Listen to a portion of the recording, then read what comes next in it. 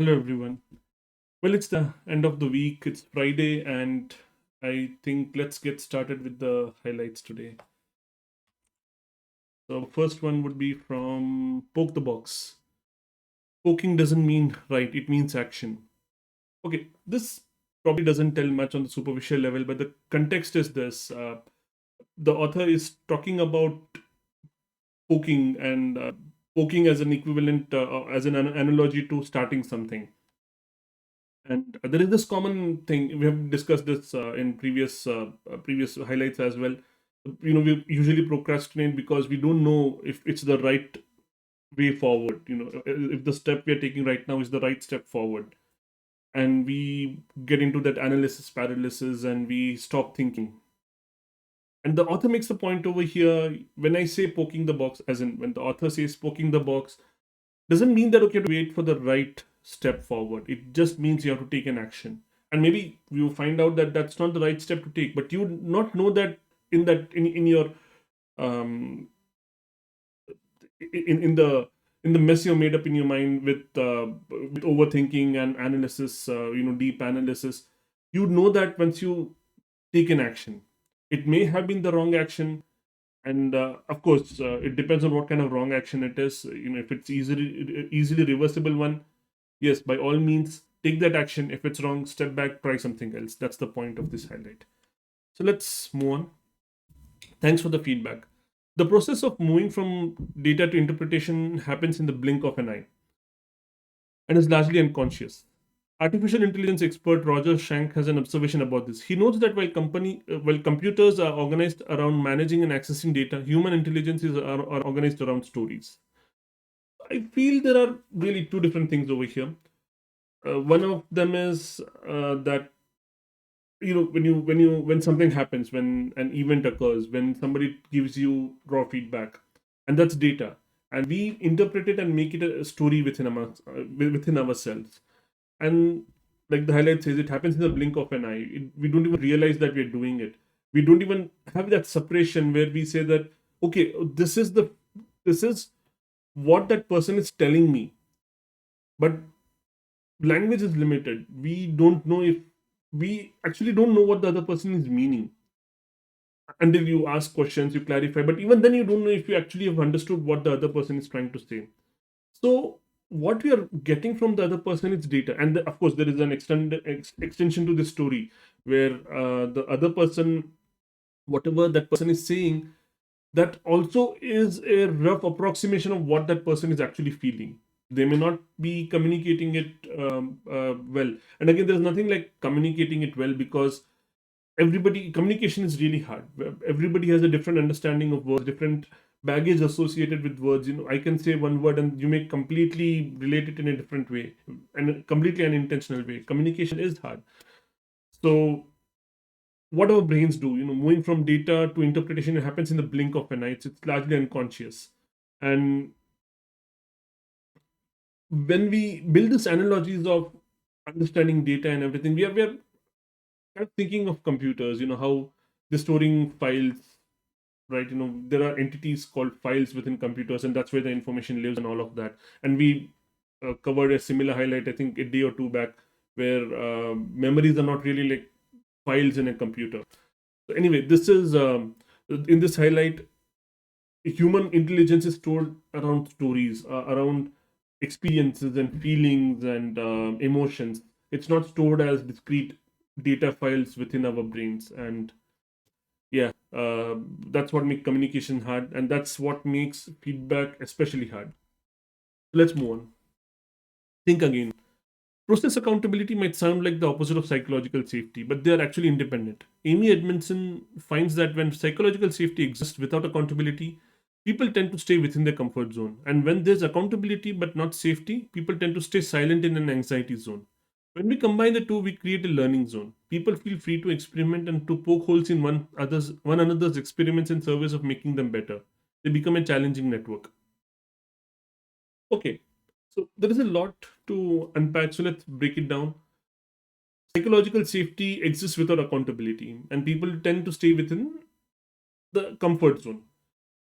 You can make the best place from the sense of uh, in the sense of making it easy for people, giving them all the help they need, and just basically making the entire landscape very easy for them. And then they're not even checking to see if they have lived up to the promises. And when I'm talking about space, I'm really talking about a work environment. So there's no accountability. You have created psychological safety, you've created, but there's no accountability. And people tend to stay within the comfort zone because there is no pressure to do something new. Yeah, the safety is there, but there is no accountability. And when there is accountability but not safety, people tend to stay silent in an anxiety zone. As in, accountability is there. You'll do the job that's required of you, and you'll keep quiet, right? Because there's no safety in speaking up. You're not going to challenge the status quo. You're not going to innovate. You're not going to ruffle feathers and all of those different things.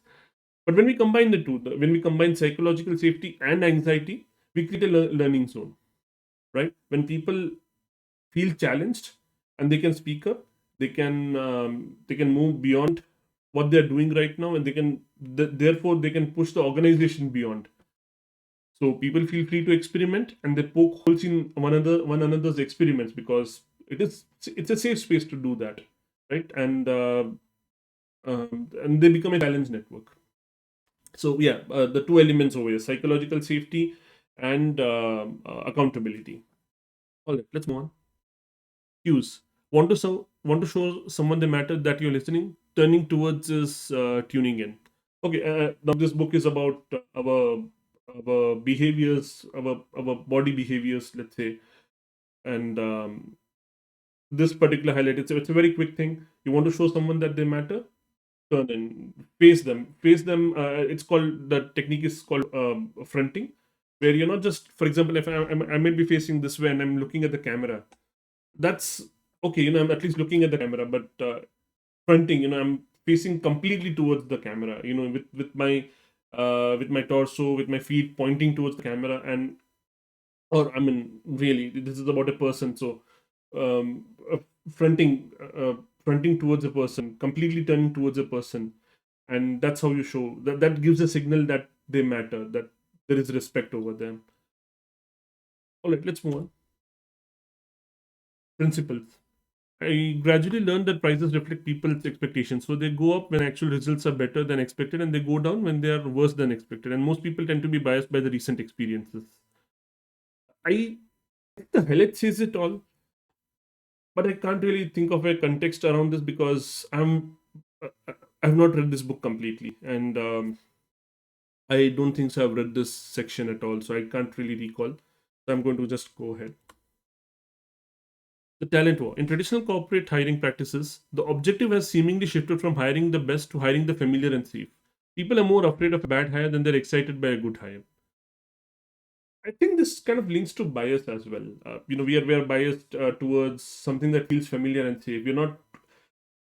We are more worried about making a mistake than taking risks.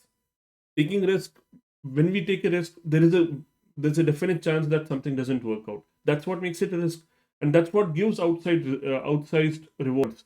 A a bad hire can turn out to be an sorry a not a bad hire. I didn't mean a bad hire. A risky hire could turn out to be an extremely good hire, but they can also turn out to be a bad hire. But if you avoid that risk, you're also avoiding the extremely good hire. And that's what the highlight refers to. Although this particular highlight doesn't call out bias. Of course, the book covers bias, uh, but this highlight doesn't call out bias. But it is about bias. We are so comfortable in what is familiar and safe. We don't go outside. And this is another example of why diversity is important um, uh, for a total for a wide benefit to society, for to everybody involved. It actually benefits people. It's not just something that you're doing to feel good about. It actually benefits people. So yeah, let's move on. This is from Range. Analogical thinking takes the new and makes it familiar, or takes the familiar and puts it in a new light, and allows humans to reason through problems they have never seen in unfamiliar context. It also allows us to understand that which we cannot see at all. this is talking about analogies, and there is this whole section in the book about how analogies are important, and there is this example of Kepler, how he solved, how he put each and every problem into a different analogy and then found novel solutions to the problem. And that's what the highlight repeats as well.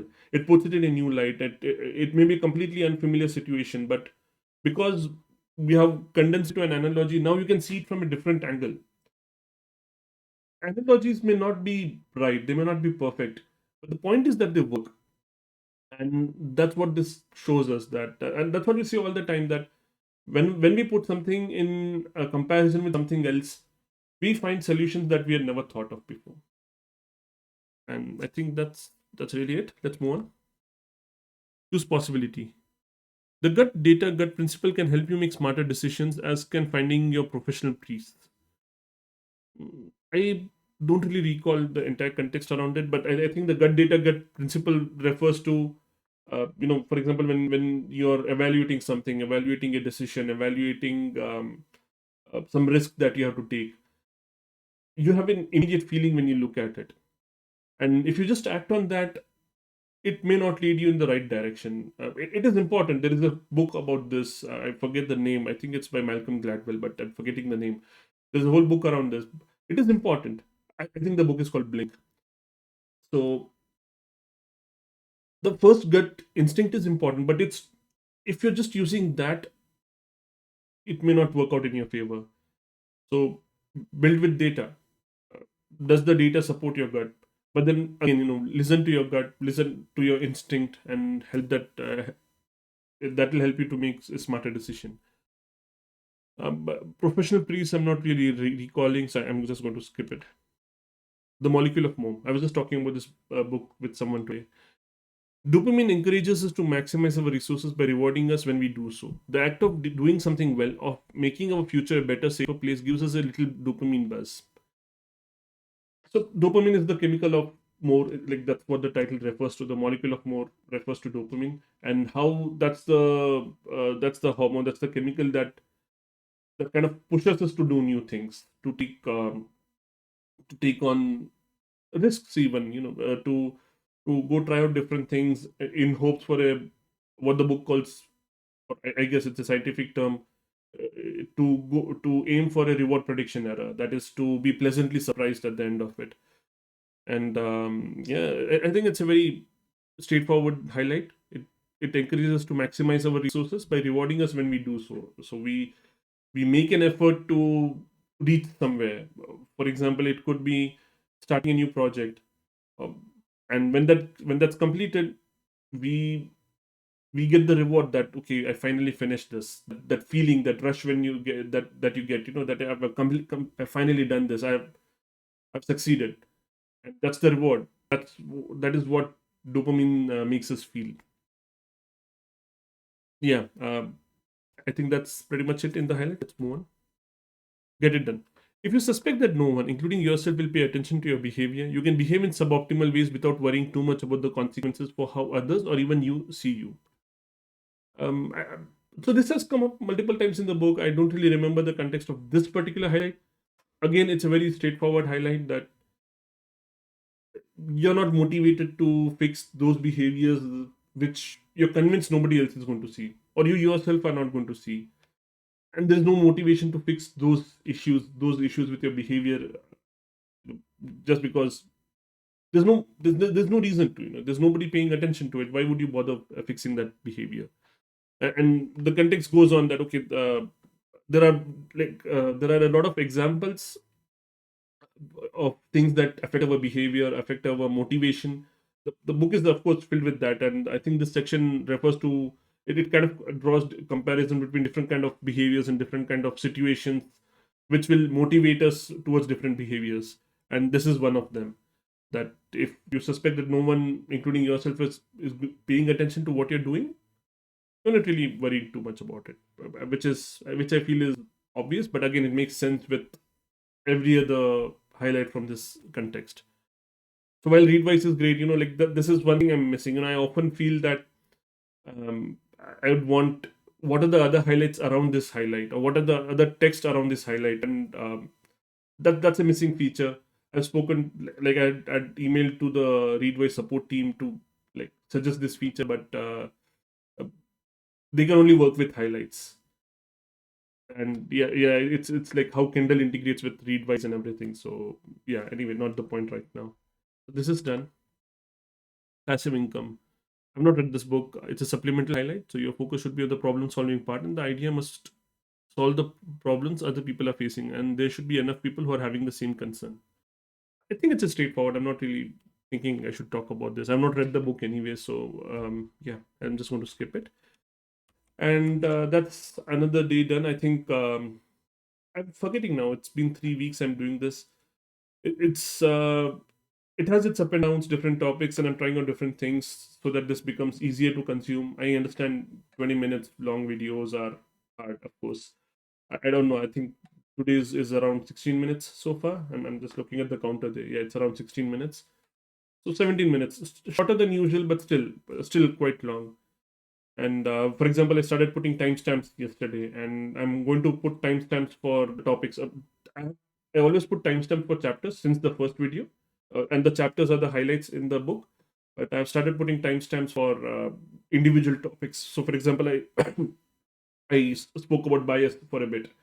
So I would link that. Okay, bias. I talk about bias in this particular highlight. I hope that helps. And yeah, I will see you next week. Take care.